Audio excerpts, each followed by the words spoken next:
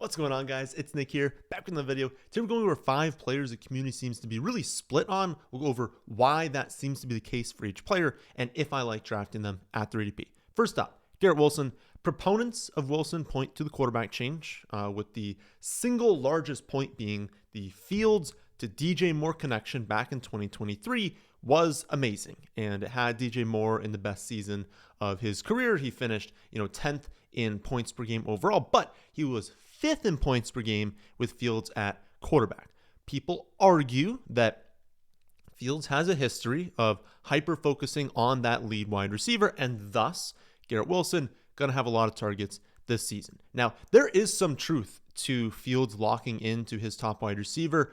I just don't think it's as pronounced as some people make it out to be. 2023, DJ Moore had a 22.5% target share without Justin Fields at quarterback. It jumped to 26.9% with Fields at quarterback. Then last season, George Pickens, 21.6% target share without Fields at quarterback, jumps to 26.7% target share with Fields at quarterback. So yes, there is a bump with Fields at quarterback, but it's to just under 27%, not, some of the lofty totals people have suggested at times. 27% is a high target share, but people have shared numbers that are a little bit ridiculous. We're looking at about that for the top wide receiver for Justin Fields. Also, it is overall targets that matter, not your target share.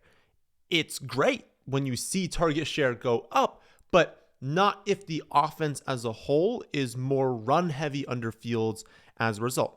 150 targets is straight up just better than 140 targets. It doesn't matter if 150 targets comes at a 25% target share and 140 comes at 27. Give me more targets. I don't care what the share of the offense ends up being. Now, again, overall targets still went up with the two when you had Fields at quarterback versus Fields not at quarterback, but it was only 0.8 more targets per game for DJ Moore back in 2023 and 0.3 more per game with Pickens, again, comparing with Fields to without Fields at quarterback. And Pickens actually scored 40% more fantasy points per game without Fields at quarterback. I think, honestly, everything comes down to week 5 against the Commanders for a lot of people. It was a Thursday night game, so everyone was watching, and DJ Moore racked up 8 receptions for 230 yards and 3 touchdowns against a Commanders defense that at the time was historically bad at defending wide receiver ones. If you remove only that one game and you look at the splits of DJ Moore in 2023 and George Pickens in 2024, both with and without Justin Fields at quarterback, then you are looking at a jump from 12.7 full PPR points per game to 14.6 full PPR points per game. That's a difference of going from a low-end wide receiver 3 to a low-end wide receiver 2, which is fine, and it's absolutely an increase. But people are acting like every wide receiver 1 Fields has ever thrown to has been amazing in fantasy. Not really. His top wide receiver has produced as a low-end wide receiver 2 outside of one game in a dream matchup. And it also, it's not apples to apples, right? DJ Moore was getting 7.3 targets per game from Tyson Bagent when Fields was hurt. Garrett Wilson has also played with some terrible quarterbacks, but he's also finished 7th, 4th, and 5th among all wide receivers in targets, but has still only finished 31st, 40th, and 23rd in points per game. So for him to return value at a wide receiver 13 ADP, gonna have to lead all wide receivers in targets, and he's gonna have to have the best season of his career with touchdowns. I just don't see the Jets running enough plays for Wilson to actually lead the league in targets. And with Fields historically in his starts only throwing 1 touchdown per start, the odds are not looking great for a spike season for touchdowns from Garrett Wilson. And just to kind of put a bow on this, everyone wants 2023 Justin Fields when they're drafting Garrett Wilson because they think that's going to be way better than Aaron Rodgers was last year. But for as bad as Aaron Rodgers was last season, Aaron Rodgers averaged more pass attempts per game, more passing yards per game, a higher completion percentage, a higher touchdown rate, a lower interception rate, a higher success rate, more adjusted yards per pass attempt, a higher QBR, and was sacked at a much lower rate than Justin Fields was in 2023. So you are crossing your fingers that Justin Fields ends up being worse than Aaron Rodgers was last year by every single metric you can really think of on a lower volume, more run-heavy offense, and you're so pumped about that, you're willing to draft Garrett Wilson way ahead of where he's ever produced as a pro in the past. To me, that feels like a pretty easy fade. Ceiling outcome here is that he barely returns value. Very, very easy fading players when that's the case. Next up, we have Kyren Williams, running back 12 by ADP, going around that round 2-3 turn. And that ADP actually makes sense, right? Kyren has been the running back 2 and the running back 8 in points per game of the last 2 seasons. So not crazy drafting him as the running back 12. People who like drafting him obviously will point to this and the fact that we kind of do this every year with Kyren. Every year, people say they're worried about a split just for McVay to go out there, feature Kyren because he's his favorite player and he trusts him. So far in drafts, though, I have still been avoiding Kyren Williams. Hunter is simply just a better running back than Blake Corum, and I do believe he's actually going to mix in a lot more than Blake Corum did last season. I sometimes just have a tough time drafting volume running backs like Kyren Williams. I think there's absolutely a chance that he remains the featured running back and that he has another season with 22 to 24 touches per game, but that's what he needs to sustain fantasy production. Take a running back like Jahmyr Gibbs, right? I know that's on the high end, but take a running back like him. He just finished second in points per game on 17.7 touches per game. That greatly reduces the risk because there's no world where Gibbs goes out there and has 12 or 13 touches per game while healthy, right? And obviously he has room to grow on 17.7. So when you see a highly efficient running back like that, well, the risk goes down because he's probably not going to lose that many touches. And we've seen him produce as a top 2 running back on relatively limited touches. That's the beauty of having a highly efficient player. The problem with an inefficient runner is that they don't really have that luxury. And so when volume does start to drop quickly, you see the fantasy value drop very quickly as well. It's the same worry we had with Rachaad White last season. He was coming off a year where he was 14th in points per game, was being drafted way behind that. It was on an offense we knew was good, but he got there on 19.8 touches per game, and we knew there was a strong chance that 19.8 touches per game was going to drop this season. Now, Kyren is better than Rachaad White, and Bucky Irving is a better runner than Hunter, but it's not like we knew Bucky Irving was going to be some monster breakout last season. It's not like he was a high-end pick. He was not like some super breakout prospect. We liked him, but no one, liked him to the degree that he ended up breaking out. No one thought that level of breakout was going to happen.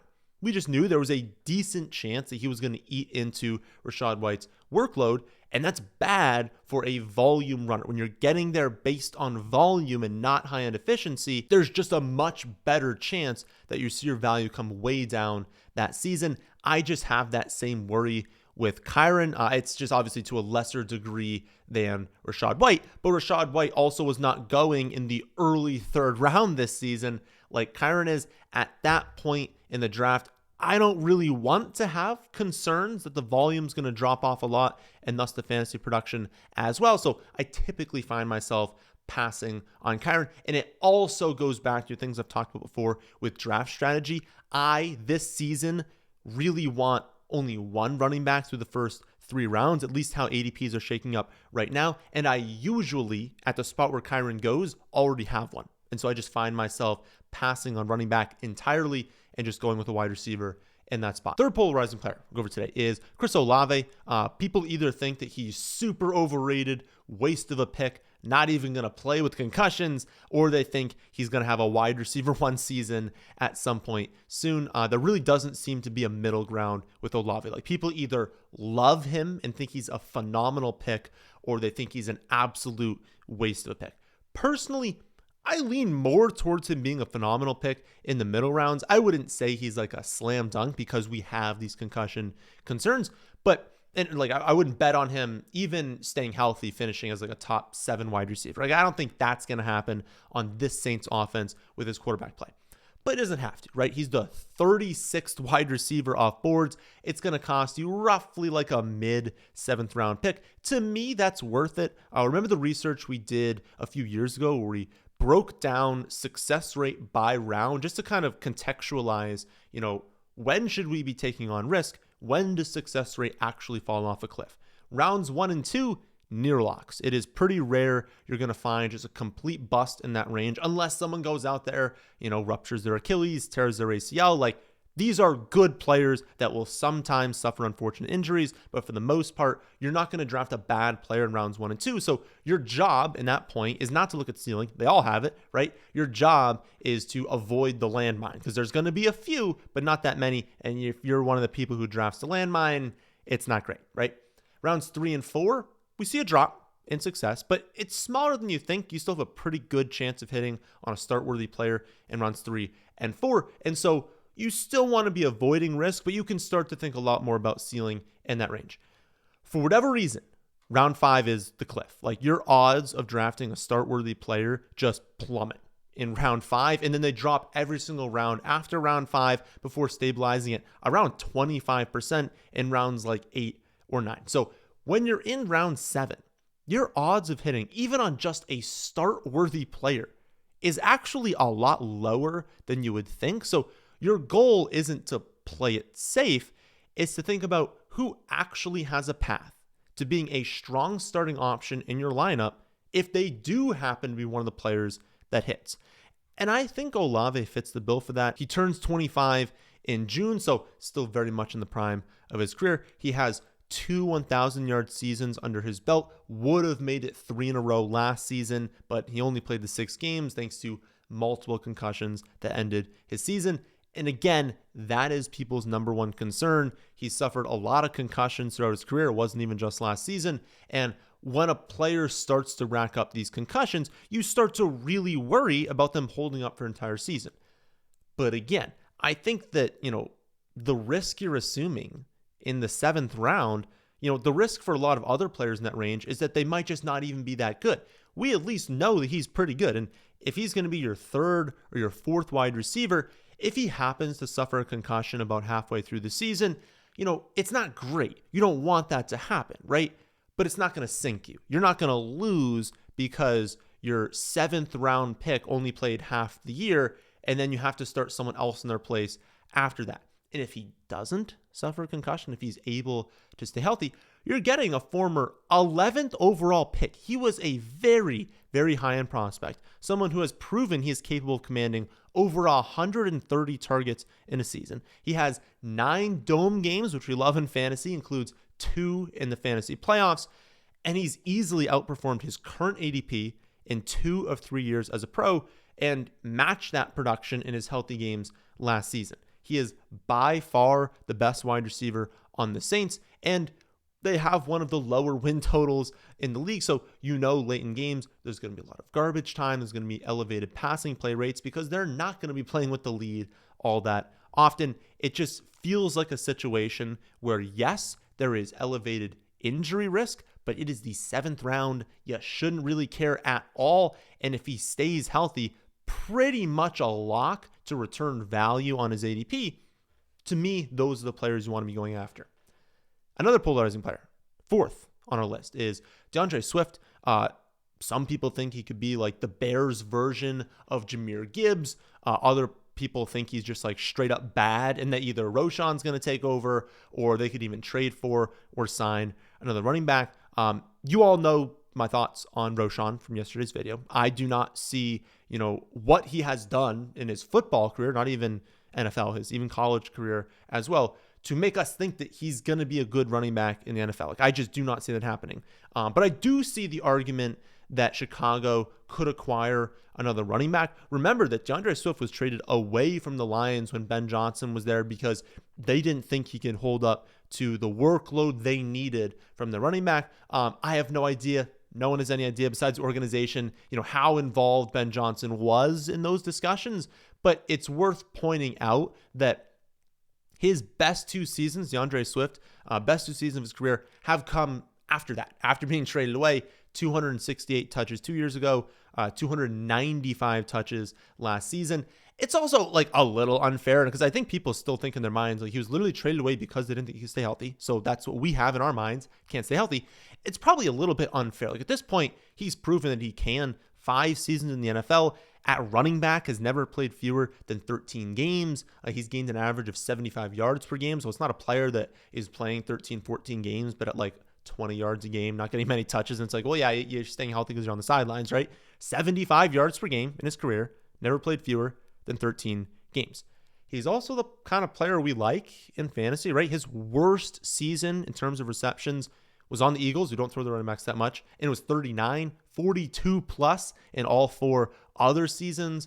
That just adds a level of stability, and it helps when you average 3.8 yards per carry like he did last season. Because make no mistake, he was bad last year. Among 46 running backs that had at least 100 rush attempts, DeAndre Swift ranked 30th in yards before contact per attempt. And you're like, okay, that's more of an offensive line and an offense stat. So if everything else is good, maybe it's like, okay, everything improves and we can be better. Everything else is like worse. 33rd in explosive run rate, 34th in missed tackles forced per attempt, 39th in yards after contact per attempt. That's the running back stat there. 43rd in stuff rate, meaning that a huge percentage of his runs gained fewer than like 3 or 4 yards, depending on down and distance and everything. But a ton of his runs didn't go anywhere last season. So he was objectively bad as a pure runner. But I do think it still comes down to the offense. I know I kind of said like, 30th in yards before contact per attempt. That's more the offensive line stat. I think it's more than just the offensive line, right? Like even looking at, yes, he was bad as a runner, but look at the entirety of the situation. The offensive line was bad, sure, but the offense itself, everything about it, the play calling, like Shane Waldron is an idiot.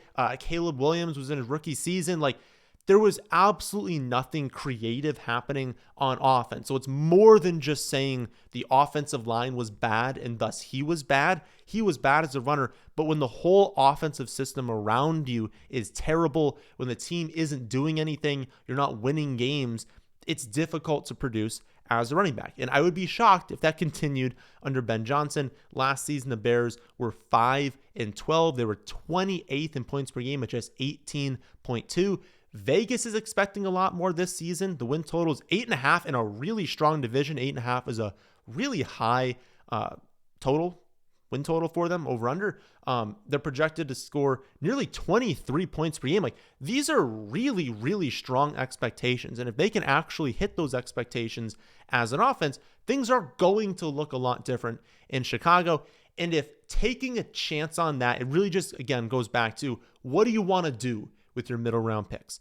At the 6-7 turn, I'm very comfortable taking a chance on DeAndre Swift as probably my 3rd running back by that point, who is going to be the passing down back, is going to be the 2-minute drill back, is going to get plenty of work on early downs.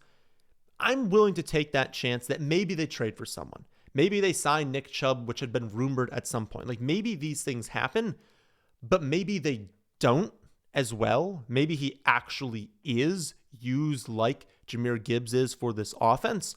And if that occurs, at this point in the draft, it's a slam dunk. It's a home run. That is just an unbelievable pick you've made. And if it doesn't happen, worst case is he's going to be involved, right? They're not bringing someone else in to be the 2-minute back, to be the passing down back. Like he is going to rack up plenty of receptions. He's going to have plenty of touches this season to where if you draft him as your running back 3, you're not going to be like, oh no, I have a running back 7 on my hands. Like that's not going to happen. It's not in his range of outcomes. He can only be so bad this season. I think he's a good pick in that range. Final player we'll go over today is actually a group of players, and it's just the entire Packers wide receiver room. This one is tough because no one argues that the situation as a whole is bad. We know that the Packers offense is going to be good. We know their play calling is going to be good. You can argue how good you think Jordan Love is, but he's not like a bottom 10 quarterback, right? He's at worst like a league average quarterback. And I don't think anyone really argues that the individual wide receivers are bad. Maybe Dontavian Wicks. I think that's kind of out there. But for the wide receivers we're actually drafting, no one thinks they're bad. And so when you look at it and you're like, it's a good quarterback, a good offensive system, a good talented wide receiver, why don't we want to draft them? Volume. The Packers averaged 26.1 points per game last season. That's really strong. They were 14th in passing yards per game, which I think was a little bit below expectations, but is obviously not bad, right? It's better than being bottom 5 in passing yards per game. The problem is they have too many good players, right? Like Jaden Reed was their leading wide receiver last season. He only had 55 receptions for 857 yards, 6 touchdowns, which on the surface, you're like, okay, that's actually like a serviceable number. It's just the spike weeks. He had a few spike games that helped, but you never knew when those were happening. And they only happened 3 times, right? 3 games over 80 receiving yards, 9 games below 35 receiving yards. For most people, myself, I know this. I had him on my team. I had him on 2 of 3 teams last season. It was impossible. You probably benched him for like 2 of the 3 good games. You probably played him for most of the bad games. And it was just infuriating, right? You watch him go off on the bench. You're like, okay, I'll give him 3 weeks to just try and do that again. Does nothing. Bench him, goes off. It's like you never knew at all when it was going to happen. And that was their top wide receiver, right? Like we do have Christian Watson missing the season, but they went out and drafted Golden. They drafted Kyren Williams in round 3. So there is still some ambiguity here being like, okay, if last season it was infuriating having their best wide receiver, what if I end up drafting not their best? What if I draft their second or third best wide receiver? I'm never going to be able to use that. So even if you hit here in a redraft league, it's going to be so tough. Again, Reed, Golden, Dobbs, Savion. I think we can kind of throw Wicks out here. And then Watson when he returns, which he might return in the fantasy playoffs. That throws a wrench in things as well. I feel like they're going to trade someone. Like, do you really need all 6 of those? Especially, again, when Watson returns. You're going to have to literally just bench. Like, one of them's not even going to be active at all. And you're probably not going to be able to use your 5th. So you don't really need all those receivers, especially, Tucker Kraft, Luke Musgrave. That's a really good combo at tight end. I think they could run a decent amount of 12 personnel if they can both stay healthy this season. Again, I think they're probably going to trade someone. There's plenty of teams that, no one's jumping up and down for Dontavian Wicks or Romeo Dobbs, but I think there's teams that would give up something for them. And that at least opens up some room here. Like if they end up trading one of them away, if Watson misses most of the season, again, a little bit more room for one of these guys to break out. But to me, it's a wide receiver room I just cannot touch in redraft. Again, I went through it last year. You look at the end of season stat line, you're like, nice, but it was not a fun experience actually rostering and trying to start one of these receivers. And then they went out and drafted a first-round receiver, so now we have no idea between Golden and Reed who it's going to be. And I actually think Kyren Williams, it could actually be decent this season and take work from Jaden Reed. I will say, though, I would draft them in best ball. Like, you don't have to actually make those start-sit decisions in those type of formats, and you're still getting somewhat of a discount because no one knows. Again, I don't know if it's going to be Reed or Golden. I think that we will get a better understanding of that once pads go on, once we get to preseason, once we get to time where we're getting actual beat reports of how these offenses are looking. But for the time being especially, there's so much ambiguity here. You're getting a discount on these wide receivers, and you don't have to figure out when to start them. Whenever the spike does occur, you will capitalize on that on your lineup. So again, it is a no in redraft leagues for me. It is a yes on Underdog. Also, a quick note before we finish, don't overlook Kyren Williams. Again, in a redraft league, no chance in the world you have to draft him. Unless it's like a 16-team league with relatively deep benches, then we can start to look at him. But the man is 6'4", 222 pounds, 96 percentile head-adjusted speed. The Packers spending a third-round pick on him should absolutely indicate that they do have a plan for him this season. He goes completely undrafted in a lot of Underdog leagues. That is a 3 wide receiver format that has 18 rounds with no defense or kicker. So that is a deep format where your 18th round pick has a low odds anyways. I think using, especially in a Packers stack, using a pick on Kyren Williams at that spot does make sense to me. I think they could use him as big slot wide receiver. They'll give him end arounds. Like, he's just an athletic player that they want to get the ball into his hands. Again, redraft, that's a no. But on Underdog, I think he makes a pretty good pick late in drafts. So those are some super polarizing players this season. Let me know your thoughts in the comment section below. And if you like any of these takes, you are excited to get drafting, but your season-long league is very far away, head on over to Underdog. You can join a draft in seconds. They have up to $2 million to first place this season. You can also get my Underdog, redraft, and in-season rankings for free this year. All you got to do is sign up for your first Underdog account, use promo code FFA, and join at least one draft. That is it. Pretty easy way to get all my rankings for free. So if you're not signed up yet, then what are you waiting for? All right, that'll do it for this one. Please leave a like if you watched this far. Please subscribe to the channel if you are new here. And I'll see you all Monday for another episode of Mock Draft Monday.